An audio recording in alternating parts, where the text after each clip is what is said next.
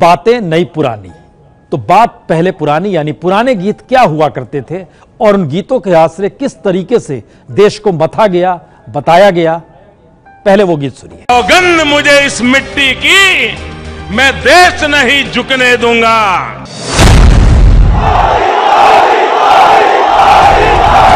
आप में कोई है भाई जिसको दिल्ली सरकार ने नौकरी दी हो?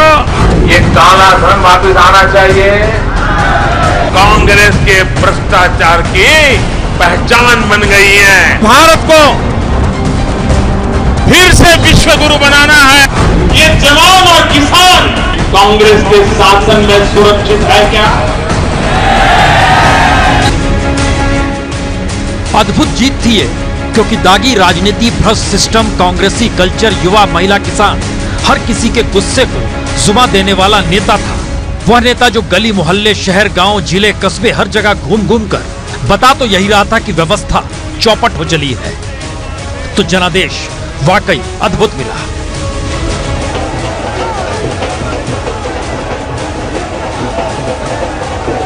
हर नेता की पोटली खाली कर दी थी उस नेता ने। मायावती का दलित दौरा खत्म हो गया, कांग्रेस का मुस्लिम तुष्टीकरण हवा हवाई हो गया, छत्रपों की सियासत खत्म होने लगी, जातियों के समीकरण धराशायी दिखाई पड़ने लगे। और जब संसद की जमीन को चूमा तो लगा यही लोकतंत्र के मंदिर में प्राण प्रतिष्ठा हो गई।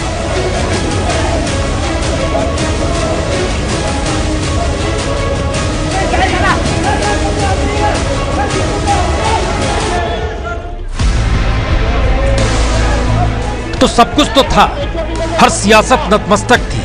मौका ऐसा था कि देश वाकई बदला जा सकता था, नीतियों को नए सिरे से मथा जा सकता था, बाजार में बदलते भारत के सांस्कृतिक मूल्यों को जिंदा किया जा सकता था, आवारा पूंजी को राष्ट्रीय जरूरतों के अनुरूप ढाला जा सकता था, गांव को स्वावलंबी बनाने की दिशा में बढ़ा जा सकता था।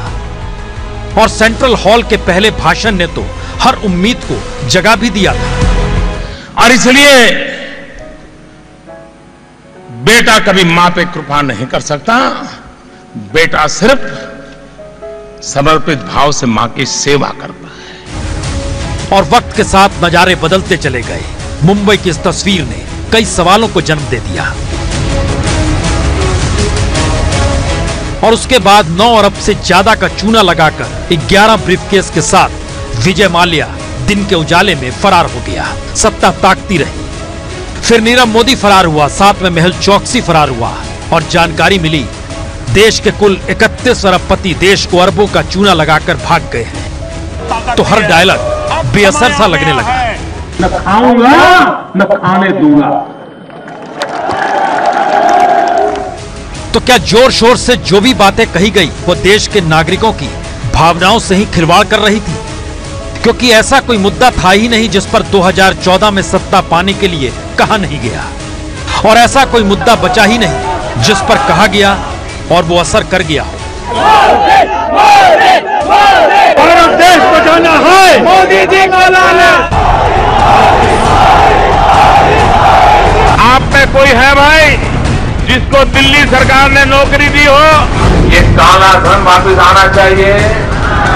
कांग्रेस के भ्रष्टाचार की पहचान बन गई है। ये पुराने गीत थे, नए गीत किस दिशा में ले जाएंगे आपको? इस तस्वीर को जरा समझने की कोशिश कीजिए। मौजूदा वक्त के नए गीत क्या कहते हैं?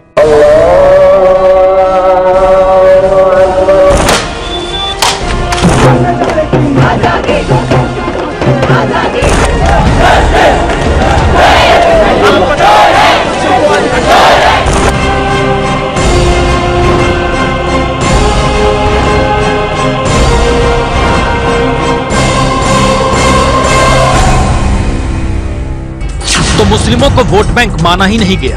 दलित उत्पीड़न का अनकहा सच हैदराबाद से निकलकर गुजरात में खुले तौर पर उभर गया। देश की प्रीमियम यूनिवर्सिटी नारों में खो गई। रोजगार में भी घपला तो सड़क पर छात्र निकल पड़े। रेप भी सियासत की चौसर पर पासा बनाकर फेंकी जाने लगी। किसान की आस उम्मीद टूटी तो खेती की जगह आंदोलन का रास्ता उसने पकड़ लिया।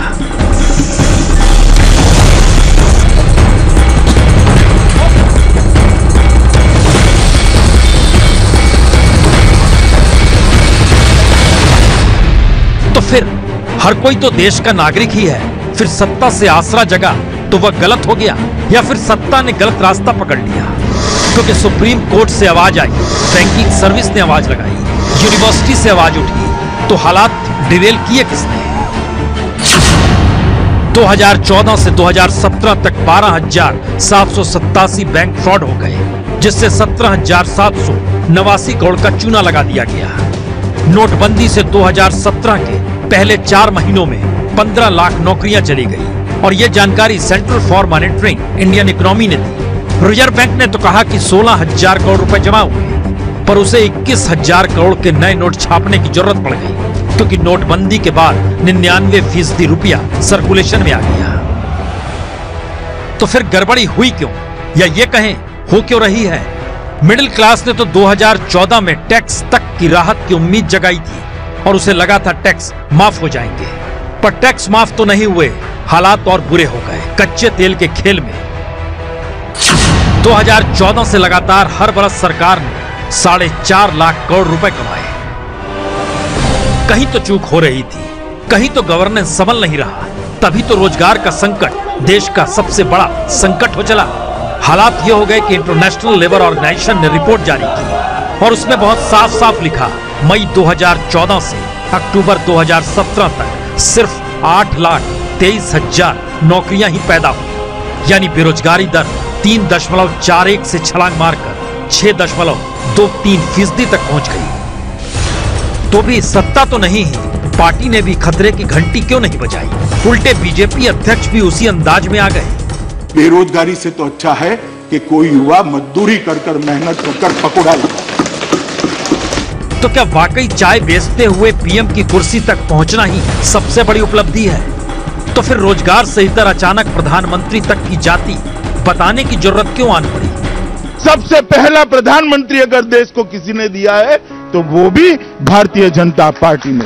यानी ये लकीर बेहद महीन है, पर सच तो है कि गरीब को साथ खड़ा करना है तो चाय बेचने की बात की जाए। इस देश में मुस्लिम दलित वोट बैंक अगर छिटक रहा है तो फिर वोट बैंक के लिए ओबीसी की बात की जाए, और वोटों के ध्रुवीकरण के लिए हिंदुत्व का राग जमकर गाया जाए। जय श्री राम, जय जय श्री राम। तो क्या देश पीछे छूटते जा रहा है, और सियासत करते हुए सत्ता पाना, फिर सत्ता न गंवाने का मंत्र बेचना ही देश का सच हो चला है? तो फिर जनता क्या सोचे कि 2014 में उसने देश को बदलने के लिए नेता चुना, पर वो ठगा गई? या फिर सत्ता पाने के बाद नेता के सरोकार ही जनता से खत्म हो गए, और सियासी सरोकार ने मुनाफा घाटे का कगारा सिखा दिया? तभी तो देश में खुदकुशी करते किसानों के बीच किसान आंदोलन भी जन्म लेता है, तो देश के अनाज, साग, सब्जी, दूध को जमीन पर बहा देता है। वो आज भी फेंक रहा है। तो क्या किसानों को भी यह तमीज नहीं कि जिस देश में 20 करोड़ लोग भूखे रहते हैं, उन तक फ्री में ये अनाज क्यों ना पहुंचा दिया जाए? और राशन पानी बंद करना ही है तो सत्ता का कर दिया जाए। पर देश चलाने की समझ जब चूक रही है, तो फिर आंदोलन करने की समझ किसी में कैसे आएगी? यानी सिर्फ सत्ता भर का संकट नहीं, ये देश का संकट है। और नए पुराने गीत के बीच हम आपको लिए चलते हैं 1947। देश को आजादी मिली, उस वक्त महात्मा गांधी थे। एक शख्स था जिस पर शायद इस देश का हर तबका पीछे चलने को तैयार था। वो शख्स उस वक्त क्या सोचता होगा जब आज हम देख रहे हैं 10 राज्यों में किसान आंदोलन पनप रहा है, फैल रहा है।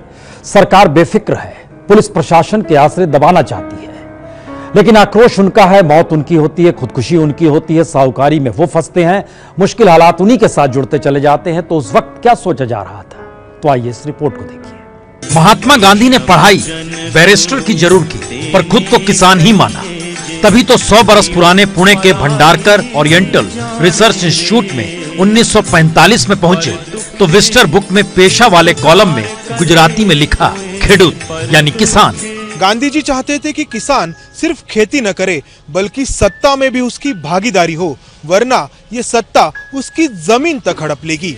और किसानों को लेकर हमेशा से संवेदनशील महात्मा गांधी ने 29 अक्टूबर 1944 को कहा, न्याय की दृष्टि से धरती किसानों की है या होनी चाहिए, लेकिन इसका अर्थ केवल अपनी जोत की जमीन पर नियंत्रण होना है या जिस राज्य में वो रहता है उस पर उसे राजनीतिक सत्ता प्राप्त होना भी है, क्योंकि यदि किसानों के पास केवल जमीन होगी और राजनीतिक सत्ता नहीं होगी तो वो अपने अधिकार से भी हाथ धो बैठेंगे।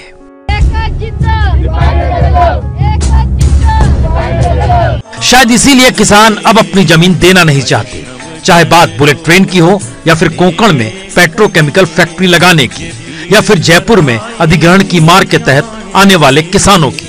किसान हर जगह विरोध कर रहा है। नहीं चलेगी, नहीं चलेगी, नहीं चलेगी, नहीं चलेगी। और आज किसान आंदोलन का जो चेहरा है उसकी बड़ी वजह किसानी की समझ सत्ता को ना होना है, और शायद इसीलिए किसान की जिंदगी के बारे में कोई जानकारी सत्ता को नहीं होती।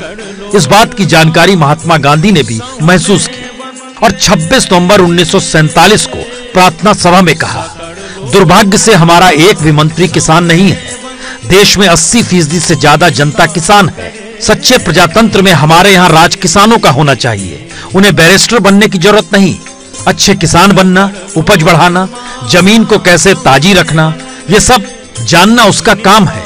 हमारा किसान मंत्री महलों में नहीं रहेगा, वह तो मिट्टी के घर में रहेगा, दिन भर खेतों में काम करेगा। तभी योग्य किसानों का राज हो सकता है। तो शायद महात्मा गांधी तभी समझ चुके थे, किसान सत्ता के सामने हमेशा हाशिए पर होगा और सत्ता बार बार कहेगी हम किसान के दर्द को समझते हैं। तभी तो मध्य प्रदेश के सीएम शिवराज सिंह चौहान खुद को किसान कहते हैं। मैं किसान की तकलीफ को समझता हूँ, ये जिंदगी किसानों के लिए है। तो फिर ऐसे में याद कर लीजिए, मृत्यु से सिर्फ एक दिन पहले 29 जनवरी 1948 की प्रार्थना सभा में महात्मा गांधी ने कहा, मेरी चले तो हमारा गवर्नर जनरल किसान होगा, हमारा बड़ा वजीर किसान होगा, सब कुछ किसान होगा, क्योंकि यहाँ का राजा किसान है। मुझे बचपन से एक कविता सिखाई गई, हे किसान तू बादशाह, किसान जमीन से पैदा ना करे तो हम खाएंगे क्या। हिंदुस्तान का समूचा राजा तो वही है, क्योंकि आज हम उसे गुलाम बनाकर बैठे हैं। किसान प्रधानमंत्री बने तो हिंदुस्तान की शक्ल बदल जाएगी। आज जो सड़ा पड़ा है वो नहीं रहेगा। दोस्तों, अगर आपने अभी तक हमारे चैनल को सब्सक्राइब नहीं किया है तो सब्सक्राइब करें और लाइक बटन पर क्लिक करके हमारा हौसला बढ़ाएं, ताकि हम आपके लिए और बेहतर जानकारी लाते रहें। Do like, share and subscribe Fox News India, news beyond politics.